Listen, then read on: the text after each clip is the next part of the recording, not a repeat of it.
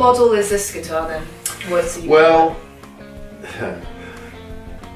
loosely I call this the F6, but one of the things, the reason my hesitation is that this year I'm going to be sort of stripping down the number of sort of options I have. Okay.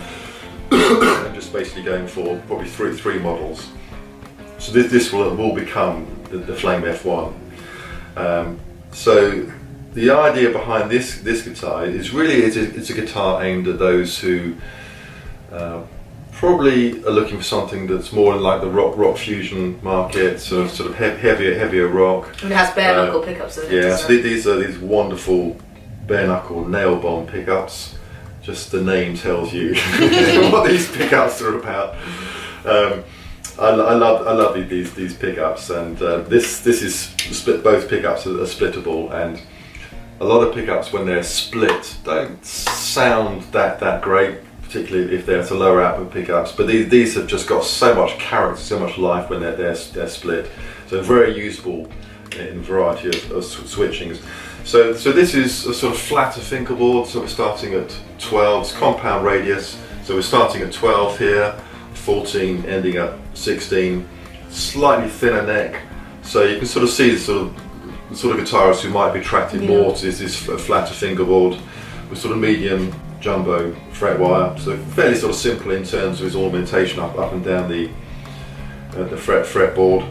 And what wood did you say you used? So this is Flame Dash. Mm-hmm. Appropriate for the flame guitars. Well, it just is. I've used this before, and it's just sort of gorgeous piece of.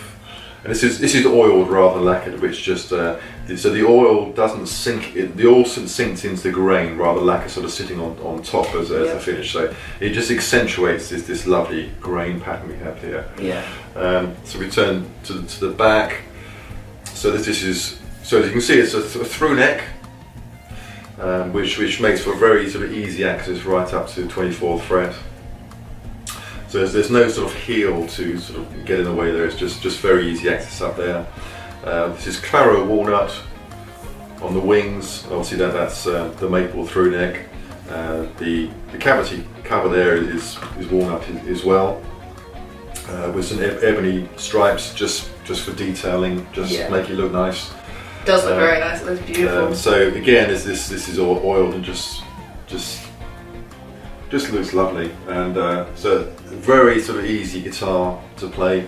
It's a 25.5 inch scale length. Hip shop bridge.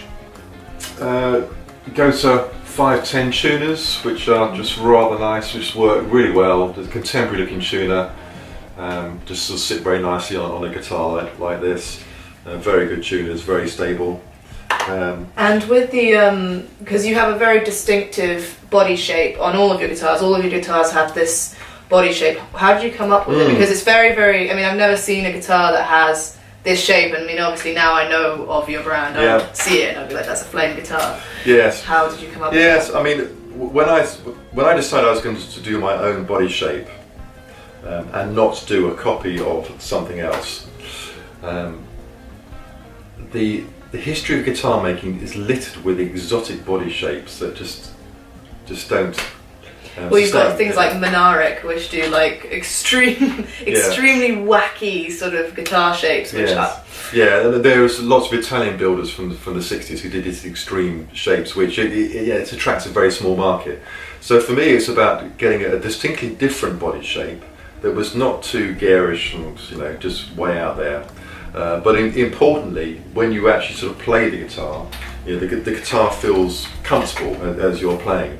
So you think about an SG where the neck falls away, you're sort of fighting the neck. So for me, it's about getting a guitar that's sort of balanced. So the neck is sitting there, so when your hand comes back to it, it's not done that, or it's not fallen away. So the guitar feels nicely sort of set on the body.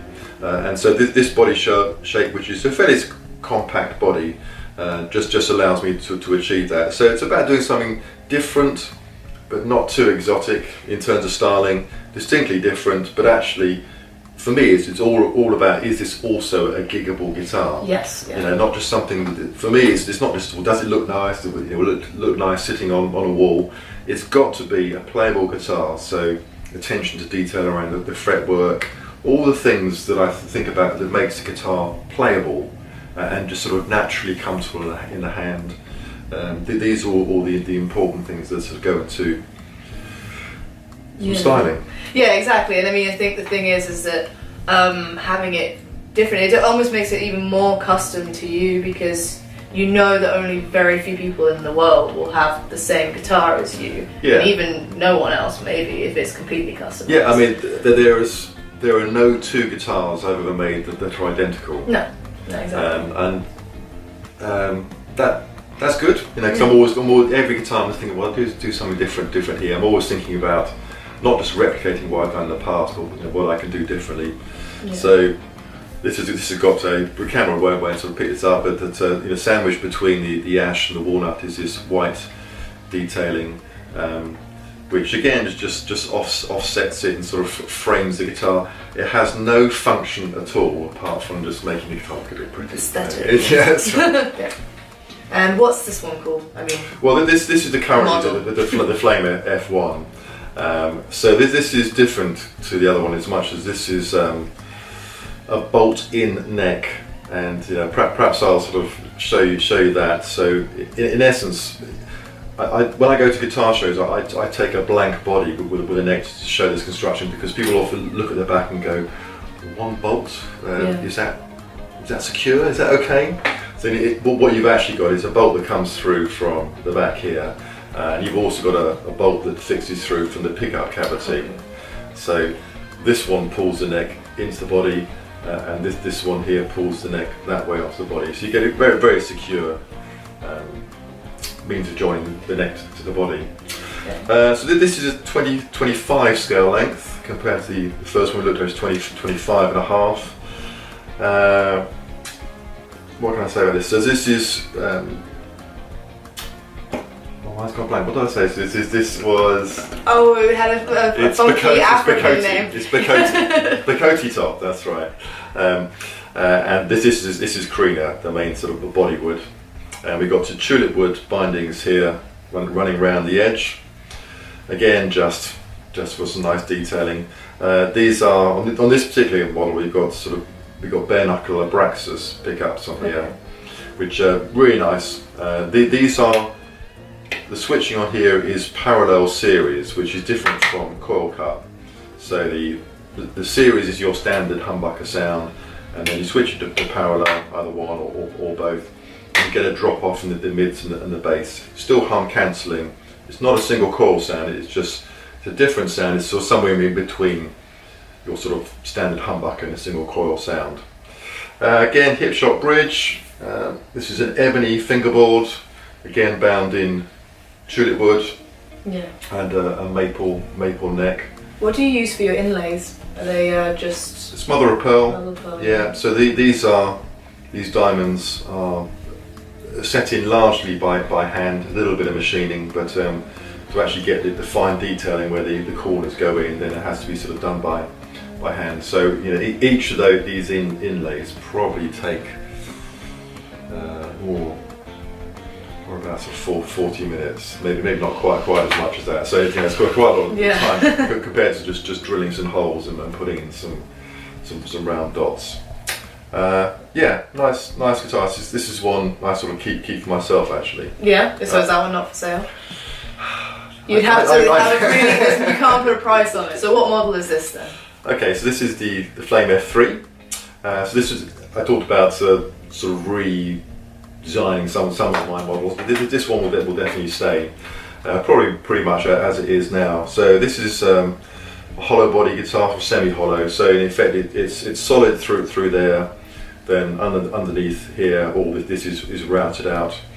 And this is a shorter scale length. So this is 24 3/4 scale length. So that's sort of typical Gibson scale length. This guitar, it's got sort of fairly low output Seymour Duncan, and these are Nico Pro 2 pickups, which just work really well with this guitar. It's a very versatile guitar, but it's probably more aimed at people who don't necessarily use a lot of distortion, use a lot of clean sounds, or bluesy, sort of crunchy sounds. Maybe slightly jazz fusion. Yeah, possibly. Yeah, and Yeah, so this again is a compound radius. This is starting at 10 here, finishing up at 14. Pretty much all my guitars have compound radius, which I think works really well. What you get is a nice for nice chording down here, but for string bending, a compound radius where it gets flatter is often nicer. Personally, I feel, but it also means if you want, you can get a slightly lower action than you can do with a fretboard that's the same radius all the way up. I won't go into the difference between a conical, a cone and a cylinder to why that actually works. Okay, no worries. Yeah, that's a whole video in itself. Yeah, that's a whole different story. So Carina, so the Carina compared to, so if I was to do this in mahogany, it would probably have a bit more mid-tone than it does in the Carina. The Carina gives it some nice sort of top end and bottom end snap. But the very first one of these I made, and I just sort of plugged it in, and you sort of hear, you have in your mind what it's going to sort of sound like, and just, I know this isn't tune, but I just love the sustain in this guitar, and that sustain of course, just transfers through to the amp. So yeah. It's just a very sort of rich guitar. So probably for someone who's using lots of gain, lots of distortion, it's probably not a guitar for them, but. It's a guitar that I personally come back to feels very sort of comfortable whenever I pick this up and play it. What did you say the top? Because it's a slightly shorter scale length, I'm a bit lazy with my fingering, So what did you say the top was then? The top is in Bouillet. Very posh sounding. And what does that give a sort of dark sound, a light sound? How does that make it? The Bouillet, what sound it gives? Yeah, what does it give? Yeah, I mean I think it probably accentuates, if anything, just a bit more mid-tone. Okay. But I think that the main impact comes from the sort of semi-hollow build of the guitar and the Carina as well. This is also switchable parallel series, so it gives you a variety of tones. So if you want to just clean it up and get some nice sort of choppy sounds for funk or whatever, this guitar works very well for that as well. And then obviously you have the humbuckers as well, so it's not like a fully single coil. Oh no. It's as I said before. So that's your series sound, humbuckers. That's your parallel sound, which is another way of wiring humbuckers, but it's still hum cancelling. Okay. So you don't get any of that hum from single coils. And how's the making process? How does it differ making a semi-hollow guitar to a solid body? Is there more work entailed? Yes, yeah, there is. So all this area here is routed out. I mean, these two sort of sides here. So yeah, there's time involved in that, and also cutting these F holes. Compared to a solid guitar, obviously a lot more work involved. But you do get quite a vibrant acoustic sounding guitar, if I could put it that way. So yes, yeah. For me, electric guitars, I would always look at them as like acoustic instruments. I know that sounds a bit odd, but when I'm I'd always encourage people, if they're buying a new guitar, to not plug it in, electric guitar obviously, not plug it in, just listen to it acoustically. Does it ring? Does it sing? If it does, when you plug it in, you're going to get the best out of it.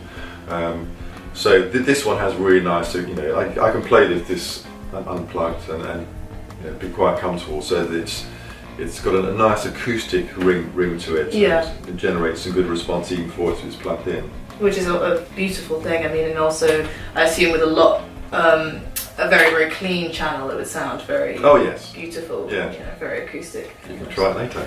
Possibly. We'll see.